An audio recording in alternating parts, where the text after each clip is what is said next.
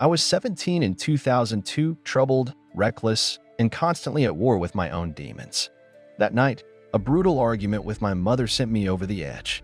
Fury boiled inside me, and without thinking twice, I grabbed my things, especially my tent, though I never imagined the terrifying role it would soon play, and stormed out of the house. Sembawang Park. That was where I ended up as the sun dipped below the horizon. It was around 5 p.m. when I reached the beach, the salty breeze mingling with the sounds of people fishing, laughing, and enjoying their evening. I found a secluded spot near the water breaker, pitched my tent, and let the rhythmic crashing of waves lull me into a false sense of comfort. The tension from earlier still simmered, but exhaustion won. I dozed off. When I woke up, something was wrong. The once lively beach had fallen into absolute silence.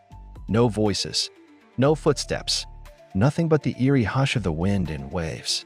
A shiver crawled up my spine. I peeked out from the tent, empty. Everyone was gone.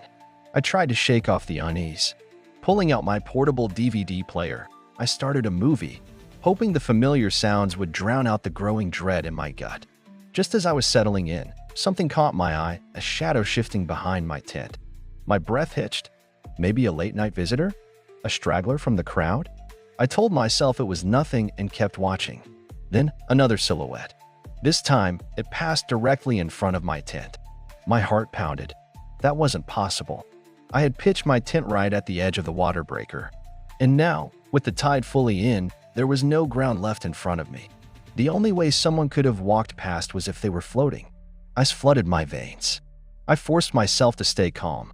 Minutes dragged by, thick with unease.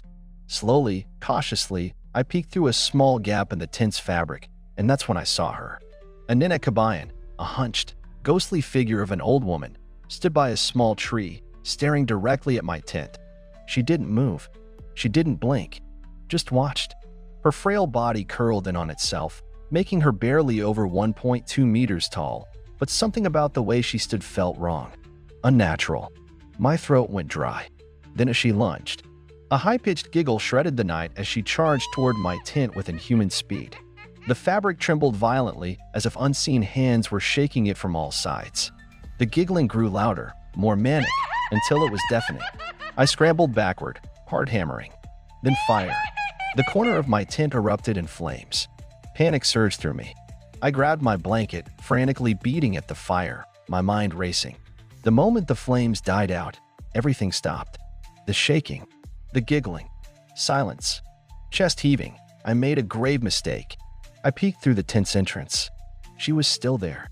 But now, she was retreating, walking backward. No, not walking, gliding. Her twisted limbs contorted in ways no human ever could. And those eyes, glowing, soulless orbs, never left mine. I couldn't take it. My vision blurred. Darkness swallowed me whole. I fainted. Send us your stories, and we'll share them with our audience. Don't forget to leave us some feedbacks. Thank you.